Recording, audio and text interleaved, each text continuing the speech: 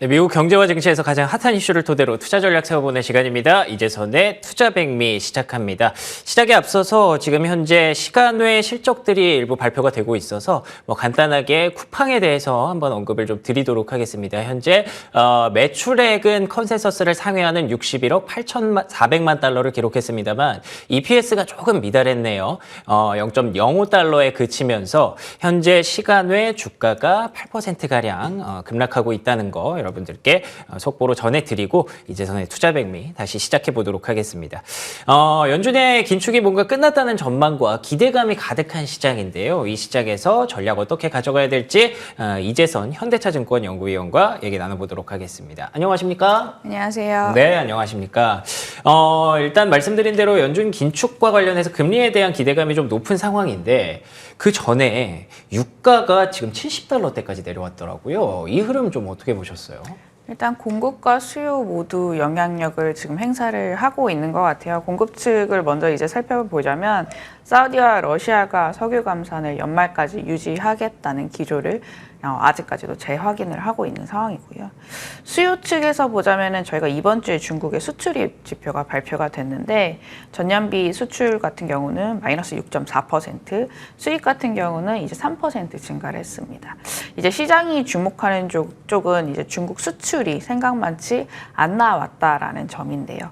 중국 수출 쪽에서 특히 이제 아시아 쪽에서의 그 수출량이 상대적으로 좀 부진한 상황이었습니다. 이 관련된 수요가 좀 미약하다는 점을 좀 반영을 해주고 있는 부분이고 이에 따라서 유가도 이제 하방 압력이 좀 확대되는 흐름을 보여줬다라고 생각을 하고 있고요. 사실 이제 증시라든지 금리 관점에서 보자면 당장은 유가가 인플레 부담을 저희가 완화를 시켜주는 요소이기 때문에 현재 수준 레벨 같은 경우를 보자면은 크게 시장에 미치는 영향력은 부정적이지는 않을 거는 같습니다. 그렇죠. 네, 특히 우리나라 같은 경우를 보자면은 석유 수입 비중이 워낙 또 크고요.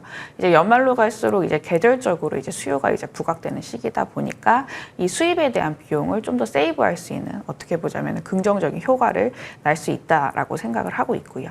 다만 이제 그 속도 자체가 조금 문제일 거는 같은데 향후 장기적인 전망에 있어서 저희가 유가 급등도 사실 우려하는 부분이긴 하지만 유가 급락 가능성도 사실 시장에 있어서는 긍정적인 가능성은 네, 낮습니다. 결국에는 이 급락 같은 경우가 이제 글로벌리에서 수요 충격이 일어난다는 것을 시사를 하기 때문에 뭐 지금 수준은 사실 당장은 괜찮지만요. 만약에 WTI가 뭐 5, 60달러대 배럴당을 터치를 한다는 수준까지 내려가게 된다라고 했을 때는 그거는 사실 이제 주식시장 입장에서는 수요에 대한 부정적인 이슈이기 때문에 이익 추정치가 하향 조정될 가능성 지금보다도 이제 더 열어놔야 되는 상황이고요. 그렇기 때문에 이제 유가에 대한 부분도 조금씩은 이제 고민을 해볼 필요는 있을 거는 같아요. 지금 수준에서 더 올라가는지 이제 떨어지는지 향후 좀 방향성을 점검을 해볼 필요가 있을 거는 같고요. 현 수준의 유가 자체는 이제 결론적으로 말씀을 드리자면 증시 입장에서는 당장은 좀 긍정적인 요소다라고 말씀을 드리고 있습니다. 그렇죠. 아무래도 유가가 일단 바로 경기 지표라고도 할 수 있는 부분이니까 계속 떨어지는 건 좋지 않지만 지금 당장은 시장에 일단 호재로 계속 받아들여질 것 같습니다. 자, 그리고 다시 금리 얘기로 좀 돌아와서요. 지난주에 FOMC 이후에 금리가 이제 속락을 하면서 시장에 굉장히 좀 긍정적인 호재로 작용하고 있는데 연준 정책과 금리 전망 현재 어떻게 보고 계신지 굉장히 궁금합니다. 내년 5월달, 6월달까지 저는 금리 인상도 인하도 제한될 거다라고 생각을 하고 있고요. 현 수준의 금리 동결이 계속해서 유지가 되지 않을까라고 생각을 하고 있습니다. 인상에 대해서도 좀 가능성은 미약하다고 보는 가장 결정적인 요인은 저희가 소비 둔화가 계속해서 관찰이 되고 있는 상황이고요. 연준이 예의주시하고 있는 슈퍼코어 CPI도 보자면 서비스 물가 같은 경우는 2022년 초반대 수준까지 되돌려져 있는 상황이고 지금 완만한 우하향 흐름을 전개를 하고 있기 때문에 이 수준의 속도라고 했을 때는 굳이 연준이 무리하게 긴축할 필요는 없을 것 같다라고 생각을 하고 있습니다. 긴축 효과를 또 이제 간접적으로 발휘하는 은행들의 대출 태도 여건도 굉장히 타이트해지고 있는 상황이다라고 보시면 될 것 같고요.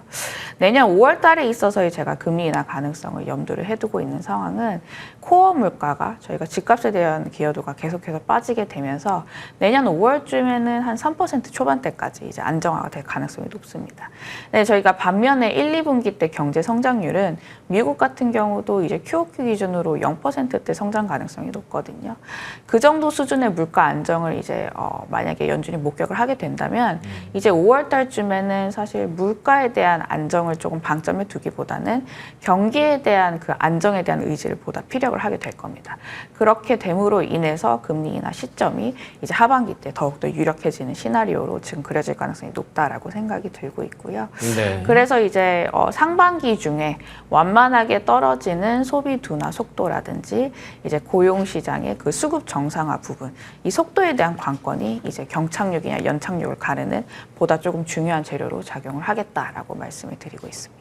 좋습니다. 이재선 위원께서 사실 11월 FOMC를 기점으로 시중금리가 좀 떨어질 가능성이 있다라고 말씀해 주셨던 기억이 나는데 그게 딱 맞아 들어가서 많이 저희 프로그램 보셨던 분들은 대응이 좀 쉽지 않았을까라는 생각이 드는데요.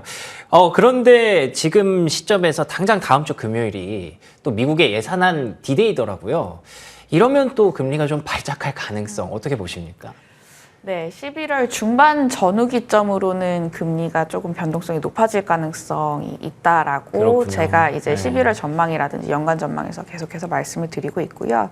아직까지 저희가 예산안 이슈가 해결이 되지 않은 상황이기 때문에 이 부분에 있어서 시장은 이제 약간 사실 통화정책 경로보다는 정치권에 대한 민감도가 연말까지는 높아질 가능성이 있다라고 보고 있습니다. 지금 이제 현재 상황을 보면요, 미국 정치권 같은 경우를 보자면은 특히 이제 전쟁국에 대해서 지원 규모에 좀 차이점을 많이 두고 있는 상황이에요. 그렇죠. 네, 민주당 같은 경우를 보자면은 이 우크라이나라든지 이스라엘을 포함한 그 전쟁국 지원안 패키지를 2024년 예산안 패키지와 같이 통과시키자라고 이제 말씀을 이제 하고 있는 상황이고요. 근데 이제 공화당 같은 경우를 보자면은 공화당이 일단 의장이 조금 강경파로 분류가 되는 상황이고 이 존슨 하원 의장 주도 아래서 우크라이나에 대한 그 패키지 지원을 조금 축소를 하자. 그리고 뭐 이스라엘에 대해서도 패키지는 뭐 마련이 돼야 된다라고 말씀은 하고 있지만 그 규모 자체도 사실 민주당 대비해서는 조금씩 긴축적으로 계속해서 말을 하고 있는 상황입니다. 예. 그래서 지난주 같은 경우를 보자면은 공화당이 하원에서 그 단독으로 이스라엘 지원 패키지를 가결을 했고요. 뭐 당연히 민주당은 반발을 했습니다. 아마 상원 쪽에서 통과될 가능성은 낮을 거는 같아요. 민주당이 상원에 그 의석수를 이제 점령을 하고 있다 보니까요. 그래서 지금 현재 상황 보자면 그 공화당과 민주당이 사실 첨예하게 어떤 부분에 대해서 계속해서 대립을 하고 있는 상황이고요. 11월 중순에 저희가 예산안에 임시 예산안 그 디데이를 맞게 되는데 지금 상황을 좀 감안을 하자면은 임시 예산안 이후에 그 2024년 예산안 통과도 사실 쉽지는 않아 그럴 것 보입니다. 같아요. 예. 만약에 이게 조금 장기화가 된다라고 했을 때는 결국에는 저희가 또 연말에 있어서 셧다운 리스크가 부각이 될 가능성이 높고요.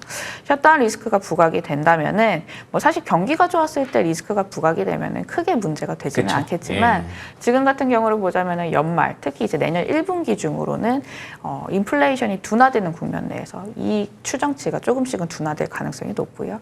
여기에 따라서 이제 소비 모멘텀까지 둔화가 된다라고 했을 때는 결국에는 이 셧다운 리스크도 금리 변동성을 좀 높일 수 있는 상대적으로 좀 부각이 많이 될 수 있는 요소다. 이번 국면에서는 그렇게 생각을 하고 있습니다. 그래서 이 시점에 대해서 조금 좀 생각을 해볼 필요가 있고 뉴스를 계속해서 플로우를 좀 트래킹할 필요가 있을 것 같고요. 증시 입장에서는 또 이제 바이든 같은 경우도 보자면 지금 지지율이 굉장히 많이 떨어져 있는 상황인데요. 네, 바이든에 있어서의 좀 바이든이 이게 물러설 수 있는 태도를 조금 보일지에 대해서도 좀 예의주시는 해야 될 거는 같습니다. 알겠습니다. 근데 지금 딱 분위기가 좀 좋아져서 7일 연속 상승을 했고 뭔가 다들 산타 랠리, 연말 랠리 좀 기대하고 계신데 지금 얘기를 들어보면 11월 중순부터는 뭔가 좀 시장의 변동성이 또 커질 수 있는 분위기, 연말 랠리 가능성 어떻게 보세요? 저는 시장이 가장 기피하는 단어 중 하나가 불확실성이라고 생각을 하고 있거든요. 예. 사실 저도 알 수는 없습니다. 예산안이 언제 통과가 될지 그렇죠. 뭐 이런 예. 여부에 대해서요.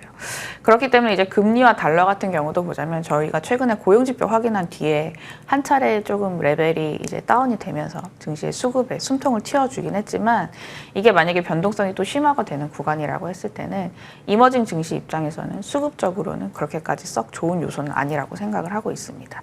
그렇기 때문에 전제 조건 같은 경우는 미국발 금리 변동성이 낮아지는 구간을 겪고 나서야 저희가 가격과 이익의 괴리치를 조정할 수 있는 그 시점을 조금 맞이를 할 수 있을 것 같아 보이고요. 우리나라 같은 경우를 보자면은 이 매크로 노이즈가 좀 옅어지는 구간 내에서 만약에 이 증시의 수급이 조금 좋아지게 된다면 상승 탄력도는 여타 국가 대비 저는 강할 것으로 생각은 하고 있습니다. 저희가 이제 내년에 있어서 이 경기 연착륙을 상정을 한다면요, 밸류에이션이 굉장히 많이 이제 메리트가 높아져 있는 상황이거든요. 그렇죠. 네, 저희가 10월 말 기준으로 보면 코스피 PER이 지금 10배 수준의 언더에 한때 이제 머물러 있었었는데 이게 글로벌이라든지 EM 증시 대비해서도 굉장히 큰 폭으로 할인된 수준으로 거래가 되고 있는 상황이고요. 이웃 나라인 일본이랑 대만과 비교를 해도 역사적인 평균 수준보다 디스카운트 할인율이 굉장히 지금 높은 상황입니다. 뭐 사실 비교 국가 대비 더 낮은 가치를 받는다는 게 이제 디스카운트의 요인 중에 하나인데 사실 펀디멘탈을 보면은 저희가 EPS 추정치가 여타 증시 대비해서 올해 YTD로 거의 이제 한 3번째 정도의 위치를 하고 있는 상황이거든요. 그러니까 이익과 가격의 괴리치가 굉장히 높아져 있는 국가 중에 하나다라고 보시면 될 것 같아요.